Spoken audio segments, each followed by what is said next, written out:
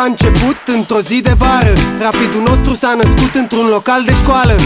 Având o bere în față căci era căldură afară, doi strungari s-au întâlnit și au pus planul pe coală. Au început cu ce ar fi, căci erau doi visători și au ales o culoare dintre sute de culori. O culoare care când o vezi te face să zbori, o culoare împrăștiată peste mări și țări, căci vișiniu-i peste tot, îl vezi la fiecare pas. Avem același sânge în vene, ne unește același glas. Vișiniu înseamnă bucurie și necaz, vișiniu înseamnă agonie și extaz. Pentru noi Giuleștiul rai, pentru alții un infern.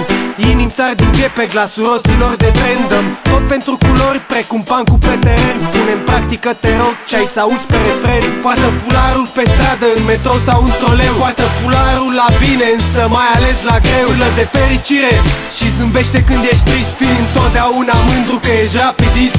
Poartă fularul pe stradă, în metrou sau în troleu. Poartă fularul la bine, însă mai ales la greu. Urlă de fericire și zâmbește când ești trist, fii întotdeauna mândru că ești rapidist.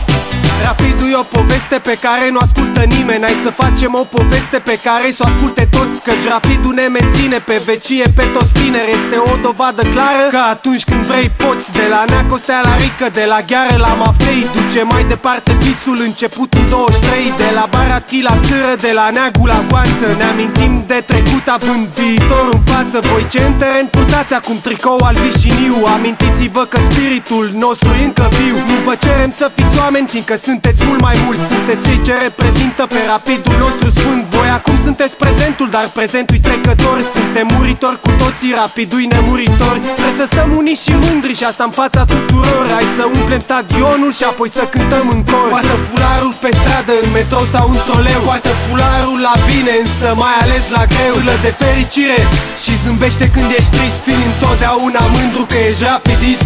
Poartă fularul pe stradă, în metrou sau în troleu. Poartă fularul la bine, însă mai ales la greu. Urlă de fericire și zâmbește când ești trist, fii întotdeauna mândru că ești rapidist.